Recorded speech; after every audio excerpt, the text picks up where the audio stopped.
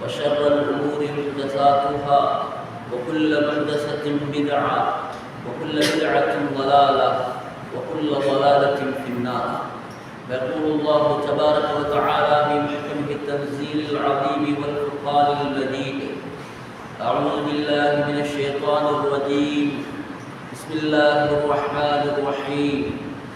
يا أيها الناس اتقوا ربكم الذي خلقكم من نفس واحدة وخلق منها زوجها وبث منهما رجالا كثيرا ونساء واتقوا الله الذي تساءلون به والأرحام إن الله كان عليكم رقيبا.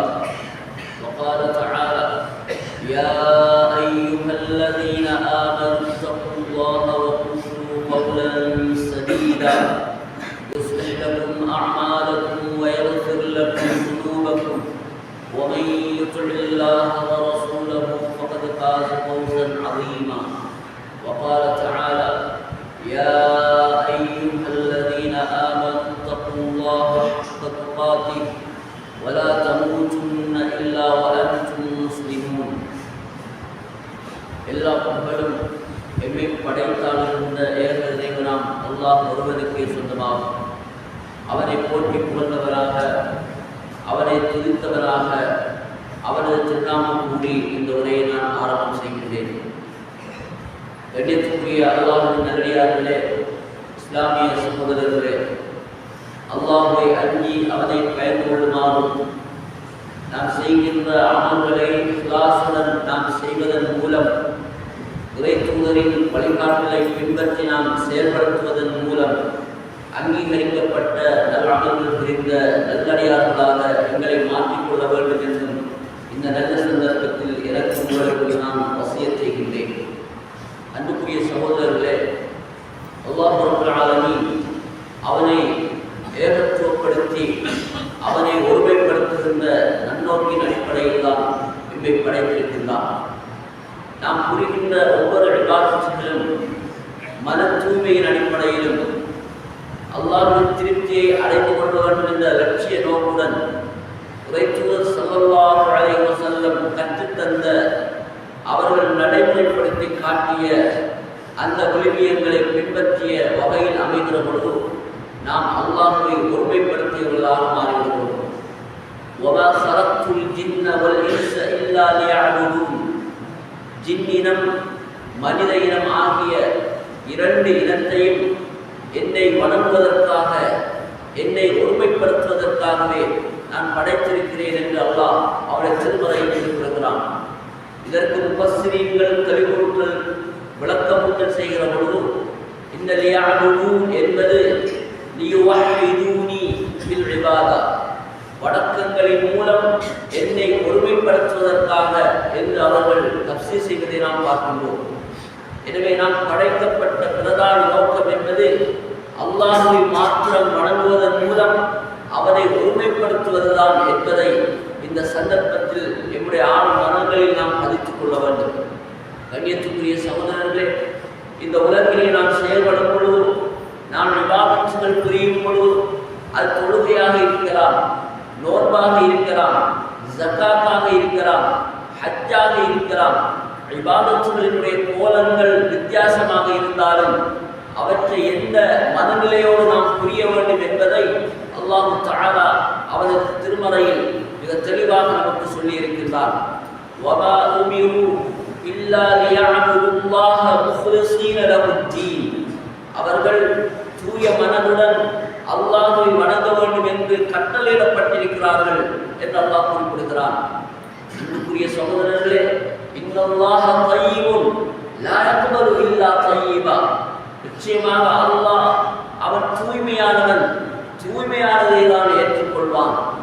அல்லாஹ்வுடைய தூய்மைத்துவம், அல்லாஹ்வுடைய பரிசுத்தத்துவத்தை எவ்வளவு தூரம் நாங்கள் நம்புகின்றோமோ அந்த அளவிற்கு அவன் தூய்மையானதை தான் ஏற்றுக்கொள்வான் என்பதனை நம்ப வேண்டும்.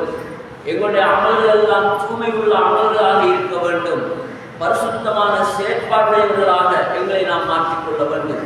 அதனால்தான் நீங்கள் இபாதத் செய்கிற பொழுது அல்லாஹ்வுக்காக என்கின்ற அந்த அர்ப்பணிப்பான எண்ணம், அல்லாஹ்வுக்காக என்கின்ற அந்த தூய்மையான லட்சிய எண்ணத்தோடு நீங்கள் இபாதத் புரிய வேண்டும் என்று அல்லாஹ் கட்டளையிட்டிருக்கின்றான். எனவே அன்புக்குரிய சகோதரர்களே, நம்முடைய மனதில் உள்ள தற்பெருமை, நமது மனதில் இருக்கின்ற மற்றவர்கள் பார்க்க வேண்டும், எங்களை போற்ற வேண்டும், எங்களை புகழ வேண்டும் என்கின்ற அந்த முகஸ்துதி என்கின்ற தீய எண்ணத்தில் இருந்து நம்முடைய உள்ளங்களை நாங்கள் பரிசுத்தப்படுத்த வேண்டும். எந்த ஒரு அமல் செய்வதாயினும் அந்த அமல் சிறியதாக இருந்தாலும் சரி, அந்த அமல் பெரியதாக இருந்தாலும் சரி, மன தூய்மை என்பதை வைத்துதான் அல்லாஹ் ரப்பல் ஆலமீன் அதற்கான கூலிகளை நிர்ணயம் செய்கின்றார். எனவே மன தூய்மையோடு நாம் இந்த பணிகளை முன்னெடுக்க வேண்டும் என்று கட்டளையிடப்பட்ட ஒரு சமூகமாக இருக்கும். அதேவேளை மன தூய்மை பேணப்படுகிற அமல்கள் தான் தூய்மையான அமல்களாக அது மாறுகிறது. அதைத்தான் அல்லாஹ் கபூல் செய்வான் என்பதனையும் நாம் இந்த இடங்களிலே எங்களுடைய மனங்களில் மிக ஆழமாக நாம் பதித்துக் கொள்ள வேண்டும். அன்புக்குரிய சகோதரர்களே, நபிகள் நாயகம் ஸல்லல்லாஹு அலைஹி வஸல்லம் அவர்கள் தூய்மையான எண்ணத்தின் பிரதானம், தூய்மையான எண்ணம் எவ்வளவு முக்கியமானது என்பதனை வலியுறுத்தும் முகமாக ஹிஜ்ரத்துடன் சம்பந்தப்படுத்தி இந்த செய்தியை எமக்கு எடுத்தியம்பிருக்கிறார்கள் என்று சொன்னால், ஹிஜ்ரத் என்பது எவ்வளவு பெரிய அமல் என்பதை சிந்தித்து பாருங்கள்.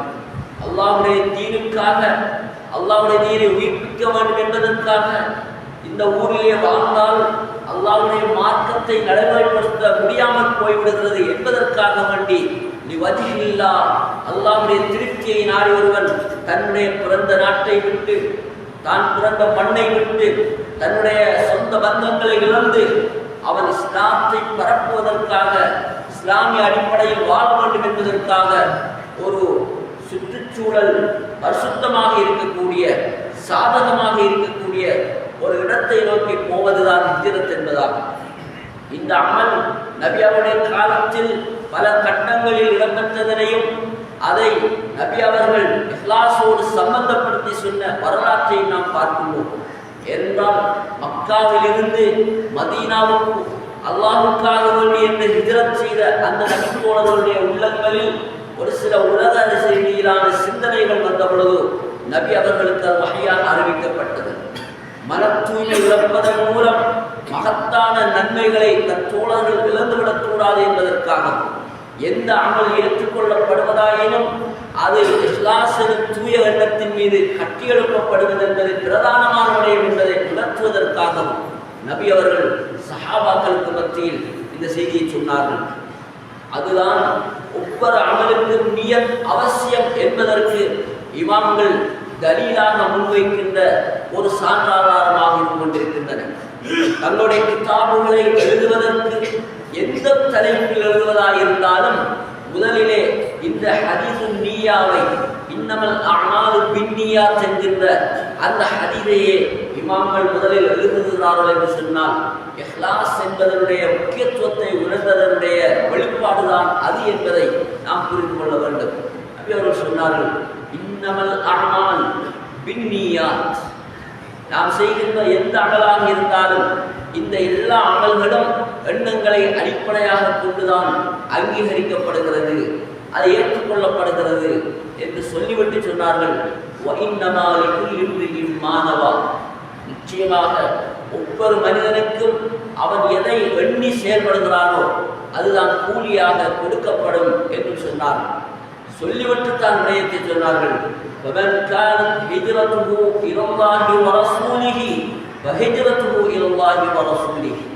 யாருடைய ஹிஜ்ரத் நாட்டை துறந்து அல்லாஹ்வுக்காக ரசூலுக்காக வந்தார்களோ அவர்களுடைய அந்த ஹிஜ்ரத் என்பது அல்லாஹ் ரசூலுக்கானதாக ஏற்றுக்கொள்ளப்படும், அதற்கான சவாபுகள் வழங்கப்படும்.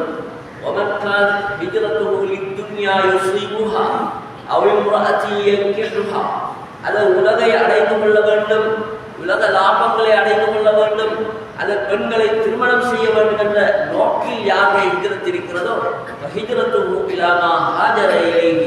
அவர் எதற்காக ஹிஜ்ரத் செய்தாரோ அதற்காகவே அவருடைய ஹிஜ்ரத் அமைந்துவிடும் என்று நபி அவர்கள் சொன்னார். கண்ணியத்துக்குரிய சகோதரர்களே, இஹ்லாஸுன் நிய்யா எவ்வளவு முக்கியம் என்பதை நாம் ஒவ்வொருவரும் சிந்தித்து பார்க்க வேண்டும். எனவே நாம் தொழுகையாக இருக்கலாம், நாம் நோக்கின்ற நோன்பாக இருக்கலாம், நாம் செய்யக்கூடிய எந்த ஒரு அமலாக இருந்தாலும், நாம் செய்கிற சிறிய தர்மமாக இருந்தாலும் கூட அதை மன தூய்மையை பேணி நாங்கள் செய்ய வேண்டும். எவ்வளவு தூரம் அல்லாஹ்வுக்காக என்ற அந்த அர்ப்பணிப்புடன் அல்லாஹ்வுடைய திருப்தியை என்னுடைய இலக்கு என்ற அந்த இலக்கிய சிந்தனையோடு இந்த அமல்களில் நாம் ஈடுபடுகிறோமோ அந்த இஹ்லாஸினுடைய வலிமை, அந்த இஹ்லாஸின் ஆழம், அந்த இஹ்லாஸினுடைய சரியான தாற்பயத்தை பொறுத்து அல்லாஹ் ஜல்ல சுப்ஹானஹு வ தஆலா எங்களுடைய அமல்களுக்கெல்லாம் நற்கூலி வழங்குவான் என்பதில் எந்த சந்தேகமும் இல்லை. எனவே அல்லாஹ்வினுடைய நல்லடியார்களே, இஸ்லாமிய உறவுகளே, நாம் செய்கின்ற எந்த ஒரு அமலாக இருந்தாலும் அல்லாஹ்வுடைய திருப்தியை நாடி நாம் செய்வோம். அல்லாஹ்வுடைய அந்த அருள் வேண்டும், அவருடைய மன்னிப்பு வேண்டும், அவருடைய ரஹ்மத்துகளுக்கு வேண்டும் என்ற அந்த அடிப்படையில் நாங்கள் அமல்களை நாம் செய்ய வேண்டும். அத்தோடு அன்புக்குரிய சகோதரர்களே, நபி ஸல்லல்லாஹு அலைஹி வஸல்லம் அவர்கள் இஹ்லாஸுக்கு மாற்றமாக நாம் செயல்படும் பொழுது, முகஸ்துதிக்காக நாம் செயல்படும் பொழுது, பேருக்காக புகழுக்காக செயல்படும் பொழுது எங்களுடைய அமல்கள் அழிந்து போவது மட்டுமல்ல, எங்களுடைய அமல்கள் ஏற்றுக்கொள்ளப்படாமல் விடுவது மாத்திரமல்ல, நாளை மறுமையில் அது எவ்வளவு பெரிய ஒரு பயங்கரமான நிலைக்கு நம்மை இழுத்துச் செல்லும் என்பதனை 3 முக்கியமான நபர்களுடைய வரலாற்றை சொல்லி காட்டி நபி அவர்கள் எச்சரித்தார்கள். நபி அவர்கள் சொன்னார்கள், 3 நபர்களை கொண்டுதான் நரகு முதலாவதாக தீயூட்டப்படுகிறது, நரகு எரிக்கப்படுகிறது என்று சொன்னார்கள். அல்லாஹ் குர்ஆனில் சொல்கிறான், வகூதுஹா, இந்த நரகத்தினுடைய விறகு என்பது மனிதர்களும் எரி கற்களும் என்று அல்லாஹ் தஆலா சொல்கிறார்.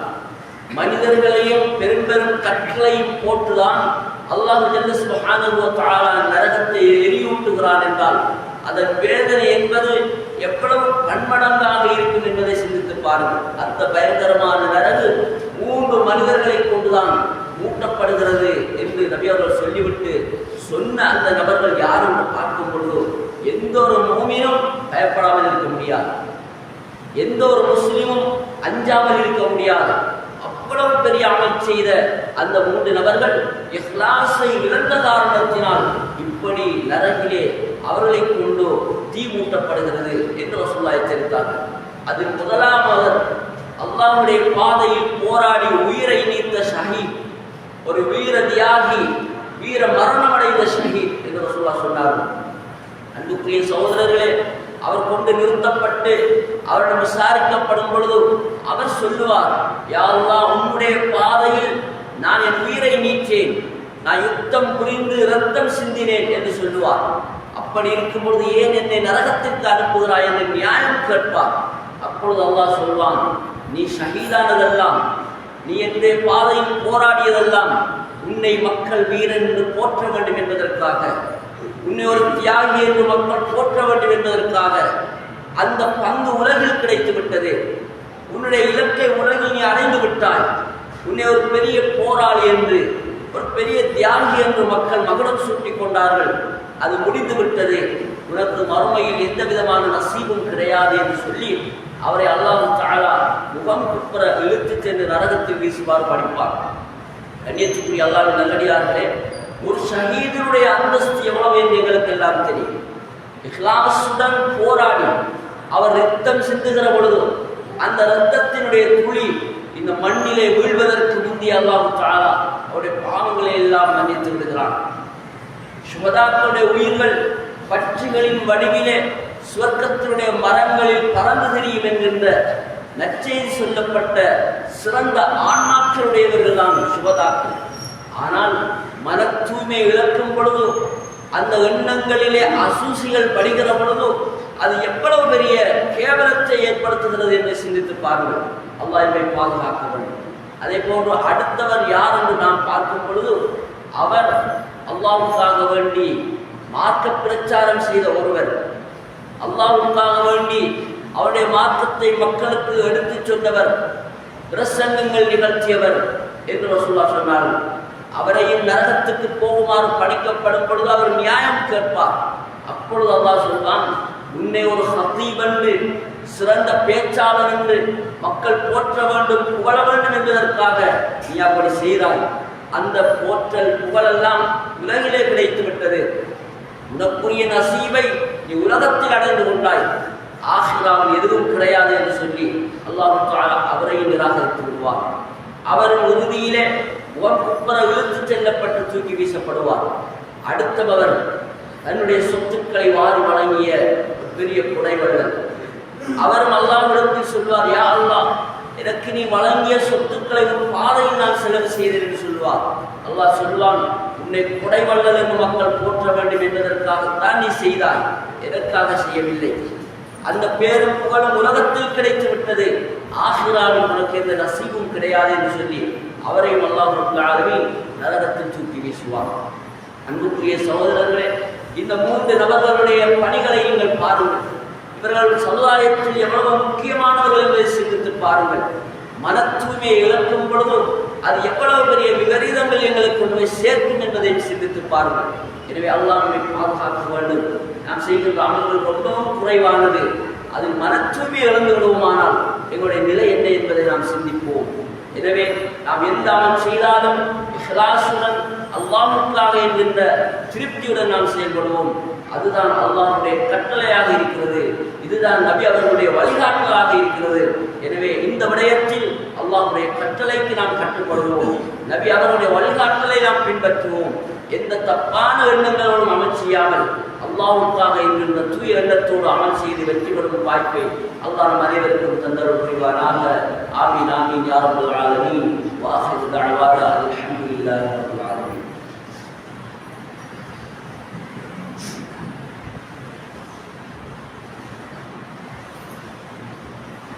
அல்ஹம்துலில்லாஹி ரப்பில் ஆலமீன். والعاقبة للمتقين ولا عدوان إلا على الظالمين. اللهم صل على عبدك ورسولك محمد وعلى آله وصحبه ومن تبعهم بإحسان إلى يوم الدين. ما بعد، فيقول الله تبارك وتعالى في محكمه التنزيل العليم والفرقان المجيد: أعوذ بالله من الشيطان الرجيم. بسم الله الرحمن الرحيم. يا أيها الذين آمنوا اتقوا الله حق تقاته ولا تموتن إلا وأنتم مسلمون. கண்ணியத்துக்குரிய இஸ்லாமிய உறவுகளே, ஒரு அமல் அங்கீகரிக்கப்படுவதற்கான 2வது நிபந்தனை, நாம் எந்த ஒரு அமல் செய்வதாயினும் அதை இஹ்லாஸுடன் செய்யும் அதே போல நபி அவர்களினுடைய வழிகாட்டலை அடிப்படையாக கொண்டு அந்த அமலினுடைய வடிவத்தை நாம் அறிந்து கொண்டு நாம் செயல்படுத்த வேண்டும். ஒரு இபாதத்தினுடைய ஷர்த்துகள், அதனுடைய அர்க்கான்கள், அதனுடைய வாஜிபாத்துகள், அதனுடைய சுனன்கள் என்று பல விடயங்கள் இருக்கின்றன. தொழுகையாக இருந்தாலும் சரி, நோன்பாக இருந்தாலும் சரி, எந்த ஒரு இபாதத்தை எடுத்துக்கொண்டாலும் அவைகளுக்கு நிபந்தனைகள் இருக்கு. அது ஷர்த் நாம் சொல்கிறோம். அவைகளுக்கு அர்க்கான்கள் இருக்கு. அது பேணப்பட வேண்டிய கட்டாயமான வாஜிபாத்துகள் இருக்கு.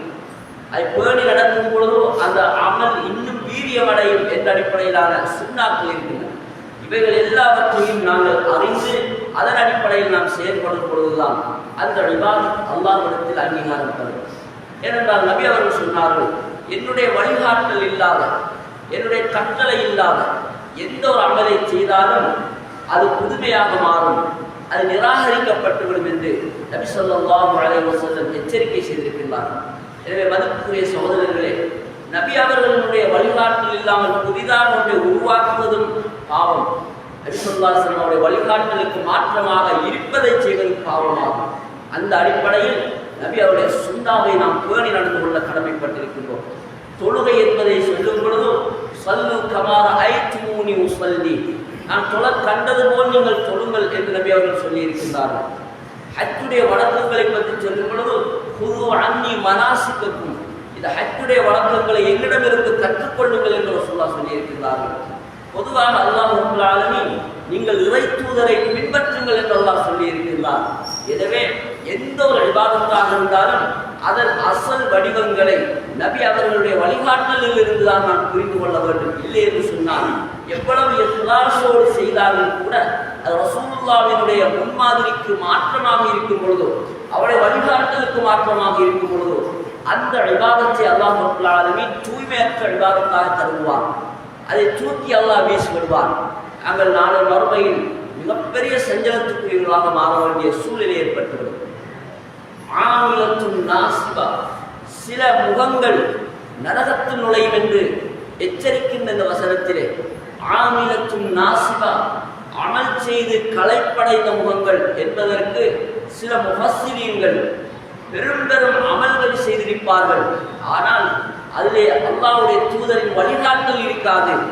பிதஅத்துகளை செய்தவர்கள் தான் இவர்கள் என்று குறிப்பிடுவதை நாம் பார்க்கின்றோம். எனவே எவ்வளவு அமல் செய்தாலும் கூட அது தூய்மை உள்ள அமலாக இருக்க வேண்டுமானால் அந்த அமலுக்குரிய அடித்தளங்கள் சரியாக அமைய வேண்டும். அந்த அமல்களுக்குரிய பிரதானமான நிபந்தனைகள் சரியான முறையில் பேணப்பட வேண்டும். அதில் ஒன்று இஹ்லாசுன் நிய்யா, மன தூய்மை. இரண்டாவது இத்திபாஉர் ரசூல் ஸல்லல்லாஹு அலைஹி வஸல்லம், அல்லாஹ்வுடைய தூதரை பின்பற்றுதல் என்பதாகும். எனவே கண்ணியத்துக்குரிய அல்லாஹ்வுடைய நல்லடியார்களே, இன்றைய தொழுகைகளை எடுத்து பாருங்கள், இன்றைய நோன்புகளை எடுத்து பாருங்கள், இன்றைய திக்ருகளை எடுத்து பாருங்கள். அல்லாஹ்வுடைய தூதர் கற்றுத்தந்த நடைமுறை ஒரு பக்கம் இருக்க, அவரவர் சித்தத்திற்கு அவரவர் அமல்களை செய்து கொண்டிருக்கின்றார்கள். இந்த மார்க்கம் மனோ இச்சையின் அடிப்படையில் பின்பற்றுகின்ற மார்க்கம் அல்ல. இந்த மார்க்கத்தில் ஒரு இபாதத்தை இருத்துவதற்கும் ஒரு இபாதத்துக்குரிய வடிவத்தை கொடுப்பதற்கும் அல்லாஹ்வையும் அவருடைய தூதரை தவிர யாருக்கும் அந்த உரிமையை இஸ்லாம் வழங்கவில்லை. ஆனால் அந்த உரிமையை கையில் எடுத்துக்கொண்டு இந்த இபாதத்தில் செய்து கொண்டிருக்கக்கூடிய ஒரு அலட்சணமான காட்சியை நாம் பார்த்துக் கொண்டிருக்கின்றோம். அன்புக்குரிய சகோதரர்களே, இபாதத்துகளுடைய ரகசியத்தை பாருங்கள். வஹீயின் மூலம் வணக்கம் எப்படியெல்லாம் வித்தியாசமாக கற்றுத்தரப்பட்டிருக்கிறது என்பதை பாருங்கள். அதற்கு தொழுகை என்பதை ஒரு முன்னுதாரணமாக நாங்கள் எடுக்கலாம். தொழுகையினுடைய வடிவங்களை பார்க்கும் பொழுதும் எல்லா தொழுகைகளும் ஒரே மாதிரியான தொழுகைகள் கிடையாது. சில தொழுகைகள் ஜஹ்ரியத்தான தொழுகைகள், இமாம் சத்தமாக ஓதக்கூடிய ரக்காத்துகள் இருக்கிறது. சில இடங்களில் சுப்ரியத்தான இமாமும் மாமுங்களும் ரகசியமாக ஓத வேண்டிய நிலைகள் இருக்கிறது. சில ரக்காத்துகளில் சூரா ஃபாத்திஹாவுடன் இன்னொரு சூறாவையும் சேர்த்து ஓதுகிறோம். சில ரக்காத்துகளில் சூரா ஃபாத்திஹா மாத்திரம் ஓதுகிறோம். சில தொழுகைகள் எடுக்கும் பொழுது அங்கே 2 ருக்குகள் இருக்கின்றன. சில தொழுகைகளில் ருக்குவும் கிடையாது, சுஜூதும் கிடையாது, அத்தஹிய்யாத்தும் கிடையாது, ஜனாசா தொழுகை என்பது. இப்படி தொழுகைகளில் பலவிதமான வித்தியாசங்கள் இருக்கிறது. அந்த அனைத்து வித்தியாசங்களும் வஹீயின் மூலம் வடிவம் தரப்பட்டது, வஹீயின் மூலம் கற்றுத்தரப்பட்டன. நாங்கள் யாரும் எதிர்த்து கேள்வி கேட்பது கிடையாது. அன்புக்குரிய சகோதரர்களே, உச்சி வெயிலிலே வந்து 4 ரக்காத் தொழுகிறோம், பின்னேற வேளையில் அஸ்ரை 4ஆக தொழுகிறோம். ஆனால் தூக்கத்திலிருந்து தியாகத்தோடு எழுந்து அவ்வளவு தியாகத்தோடு குளித்து கொண்டு உது செய்து கொண்டு வந்து 2 ரக்காத்தான் தொழுகிறோம். எங்கள் யாரும் கேட்பது கிடையாது. இவ்வளவு தியாகம் செய்து வந்து 2 ரக்காத்தா தொழுவது. இந்த தொழுகையை பற்றி குர்ஆனுல் ஃபஜ்ரி, இந்த குர்ஆனுல் ஃபஜ்ரிக்கு சுபஹ் தொழுகை என்பது கான மஷ்ஹூதா, மலக்குமார்கள் கலந்து கொள்கிறார்கள் என்று அல்லாஹ் சொல்கிறான். மலக்குமார்கள் பெருவாரியாக கலந்து கொள்ளக்கூடிய இந்த முக்கியமான தொழுகையை 2 ரக்காத்தா தொழுவது 4 தொழுதால் என்ன என்று நாங்கள் யாரும் கேட்பது கிடையாது. காரணம், சுபஹுடைய நேரத்தில் தொழும் தொழுகை 2 ரக்காத்து தான் தொழ வேண்டும், அது மாற்றமில்லை. 1 ரக்காத்தில் 2 சுஜூதுகள் தான் செய்ய வேண்டும், அது மாற்றம் கிடையாது. 4 ரக்காத்துகளை தான் 2ஆக சுருக்க முடியும். ஜம்மு செய்வதாக இருந்தால் லுஹரையும் அஸரையும் மக்ரிபையும் இஷாவையும் தான் செய்ய முடியும். ஒரு அஸரையும் மக்ரிபையும் ஜம்மு செய்யலாமா என்றால் முடியாது. சுபஹையும் லுஹரையும் செய்யலாமா என்றால் முடியாது. இஷாவையும் சுபஹையும் தொழலாமா என்றால் முடியாது. அவன் ஒவ்வொன்றிற்கும் சட்டங்கள் தனித்தனியாக இருக்கிறது. அது எப்படி என்பதை அல்லாஹ்வுடைய தூதர் விலாவாரியாக கற்றுத் தந்திருக்கின்றார்கள். எனவே அல்லாஹ்வுடைய நல்லடியார்களே, இதில் தலையீடு செய்வதற்கு எனக்கு உங்களுக்கு எந்த விதமான அதிகாரமும் கிடையாது, எந்த உரிமையும் கிடையாது. ஜிக்ர் என்பது எவ்வளவு பெரிய அமல், அல்லாஹ்வுடைய திருப்தியை இழுத்து வரக்கூடியது, அல்லாஹ்வுடைய திருப்தியை நோக்கி எங்களை வேகமாக கடத்து செல்லக்கூடியது, அல்லாஹ்வுடைய அன்பை, பாசத்தை, நேசத்தை வெகுவாக நமக்கு பெற்றுத்தரக்கூடிய ஒரு பெரிய அமல் தான் ஜிக்ர் என்று. ஜிக்ருடைய நாவாக நமது நாவு இருக்க வேண்டும். ஜிக்ருடைய செயற்பாடுகள் எங்களுடைய உடல் உறுப்புகள் இயங்க வேண்டும். ஜிக்ருடைய அந்த நிலை இல்லாமல் நாம் விலகி இருக்கும் ஒவ்வொரு நிலையிலும் ஷைத்தானுடைய கவனம் அதிகமாக இருக்கும். எங்களை இலகுவாக ஷைத்தான் வழிகெடுத்து விடுவான். எனவே நீங்கள் உறங்கும் பொழுதும், நிற்கும் பொழுதும், நடக்கும் பொழுதும், இருக்கும் பொழுதும் அல்லாஹ்வை திக்ர் செய்யுங்கள். அல்லாஹ்வுடைய படைப்பினங்களை, அந்த படைப்பினங்களுடைய வித்தியாசங்களை உணர்வதன் மூலம் அல்லாஹ்வுடைய வல்லமையை புரிந்து கொண்டு ரப்பனா மா ഖലഖ்த ஹாதா பாத்திலா, யா அல்லாஹ் இதை நீ வீணாக படைக்கவில்லை என்று எடுத்துச் சொல்லி எங்களை நரக வேதனையிலிருந்து பாதுகாப்பாயாக என்று துஆ செய்ய வேண்டும் என்று அல்லாஹ் கற்றுத் தருகிறான். அந்த சிக்கல்களை எப்படி செய்ய வேண்டும், அதை மொழியும் பொழுது ஒரு மோமினுடைய நாமம் எப்படி மொழிய வேண்டும், அவருடைய மனநிலை எப்படி இருக்க வேண்டும், எல்லாவற்றையும் இஸ்லாம் கற்றுத் தந்திருக்கின்றது. பாவ மன்னிப்பு தேடுவதற்காக செய்யுதல் இஸ்திக்பார் என்ற இஸ்லாம் கற்றுத் தந்திருக்கிறது. யாராவது செய்கிறோமா? ஆனால் இன்று அல்லாஹ்வுடைய தூதர் கற்றுத்தந்த ஏராளமான ஜிக்ருகளை மொழியாத நாவுகள் பிதஅத்தான ஜிக்ருகளை மொழிந்து கொண்டிருக்கின்றன. வியாழன் வந்துவிட்டால் விடுகிற வெள்ளிக்கிழமை ராத்திபு மஜ்லிஸ்களால் களை கட்டக்கூடிய இல்லங்களை பார்க்கிறோம். ராத்திபு மஜ்லிஸ்களால் களை கட்டக்கூடிய மர்கஸ்களை பார்க்கிறோம். ராத்திபு மஜ்லிஸ் என்ற பேர் இருக்கிறுடைய மஜ்லிஸ்கள் என்று செய்து கொண்டிருக்கிறார்கள். மார்க்கத்தில் இருந்தால் செய்வதில் தவறு கிடையாது. ஆனால் மார்க்கத்தில் காட்டப்பட்ட எத்தனையோ திக்ருகள் இருக்க இவர்கள் இதை செய்து கொண்டிருக்கிறார்கள். அல்லாஹும்ம அன்த ரப்பி லா இலாஹ இல்லா அன்த خلقتني وانا عبدك وانا على عهدك ووعدك ما استطعت واعوذ بك من شر ما صنعت ابوء لك بنعمتك علي وابوء لك بذنبي فاغفر لي فانه لا يغفر الذنوب الا انت. இந்த இஸ்திக்பார் எவ்வளவு பெரிய பாக்கியம் நிறைந்த ஒரு இஸ்திக்பார், எவ்வளவு பெரிய நன்மைகளை பெற்றுத்தரக்கூடிய ஒரு இஸ்திக்பார் என்று ரசூலுல்லாஹ் கற்றுத்தந்தும் நாங்கள் மனனம் செய்கிறோமா, அர்த்தத்தை புரிந்து கொள்கிறோமா, இதை ஓதி வருகிறோமா என்பதை நாம் சிந்தித்து பார்க்க வேண்டும். கண்ணியமான சகோதரர்களே, நாங்கள் அமல் செய்யக்கூடிய காலம் அதை முறையாக நாங்கள் செய்ய வேண்டும். ஆயுள் மிக சுருக்கமானது. இந்த ஆயுளில் நாம் செய்கின்ற சிறிய செயல்களையாவது திருத்தமாக செய்யவில்லை என்றால் நாளை மறுமையில் அல்லாஹ்விடத்தில் என்ன பதில் சொல்லி தப்ப முடியும் என்பதை சிந்தித்து பாருங்கள். எனவே சகோதரர்களே, நாம் எல்லோரும் அல்லாஹ்வை அஞ்சிக் கொள்வோம், அல்லாஹ்வை பயந்து கொள்வோம். சந்தர்ப்ப துஆக்கள், சந்தர்ப்பங்களில் செயல்படுத்தப்பட வேண்டிய சிக்கல்களை கற்று அவைகளை சரிவர உச்சரித்து மொழியக்கூடிய நாவுகளாக, அதை சரியான முறை உணர்ந்து செயல்படக்கூடிய கல்புகளாக நம் நாவையும் கல்வையும் நாம் பக்குவப்படுத்துவோம். எல்லாம் வல்ல அல்லாஹ் ரப்பல் ஆலமீன் தூய்மையான இஸ்லாத்தை அறிந்து அதை முறையாக கற்று தெரிந்து கொண்டு அதன் அடிப்படையில் செயல்படுவதற்கு நம் அனைவருக்கும் அருள் புரிவாராக. அத்தோடு அன்புக்குரிய சகோதரர்களே, துஆக்கள் செய்ய வேண்டிய முக்கியமான காலம். முஸ்லீம் சமுதாயம் பலவிதமான சோதனைகளுக்கு உட்படுத்தப்படுகிற காலம். முஸ்லீம் பெண்கள் கற்பழிக்கப்பட்டு, சிறுவர்கள் கொலை செய்யப்பட்டு, முஸ்லீம்கள உரிமைகள் பறிக்கப்பட்டு, எங்களுடைய ஒரு இனம், எங்களுடைய உடலுடைய உறுப்புகள் பலவிதமான சோதனைகளை, கஷ்டங்களை அனுபவித்துக் கொண்டிருக்கக்கூடிய இந்த யுகத்தில் கண்ணீர் மல்க அல்லாஹ்விடத்தில் கல்புகள் அழ நாம் பிரார்த்திக்கவில்லை என்றால் எங்களுடைய இஸ்லாமிய உணர்வுகளை என்னவென்று சொல்வது என்பதை சிந்தித்து பாருங்கள். அன்புக்குரிய சகோதரர்களே, ஆயுதம் ஏந்தி போராட முடியாத நிலையில் நாம் இருக்கிறோம். நாங்கள் எல்லாம் ஒரு பலகீனமான சமுதாயமாக வாழ்ந்து கொண்டிருக்கிறோம். துஆ என்பது அனைத்து ஆயுதங்களை விடவும் பிரதானமான ஆயுதம். ஏன் நாம் கேட்க முடியாது? எமது நாடு இன்று பொருளாதார ரீதியில் வீழ்ச்சி அடைந்த ஒரு நிலையில் இருக்கிறது. இந்த நாட்டு மக்கள் படுகிற கஷ்டம் எங்களுக்கு தெரியும், அவர்களுக்கு ஏற்படக்கூடிய சோதனைகள் தெரியும்.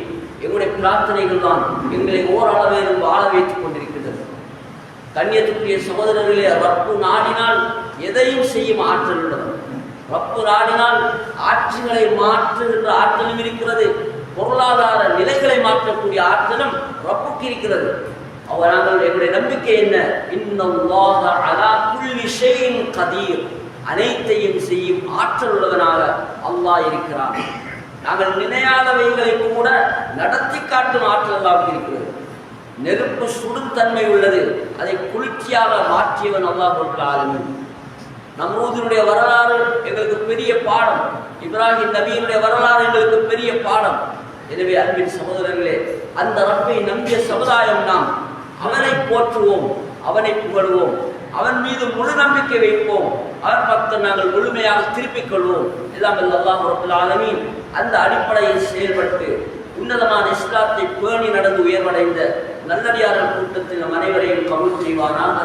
ربنا هب لنا من ازواجنا وذرياتنا قرة اعين واجعلنا للمتقين اماما. ربنا اغفر لنا ولاخواننا الذين سبقونا بالايمان ولا تجعل في قلوبنا غلا للذين امنوا ربنا انك رؤوف رحيم والحمد لله رب العالمين.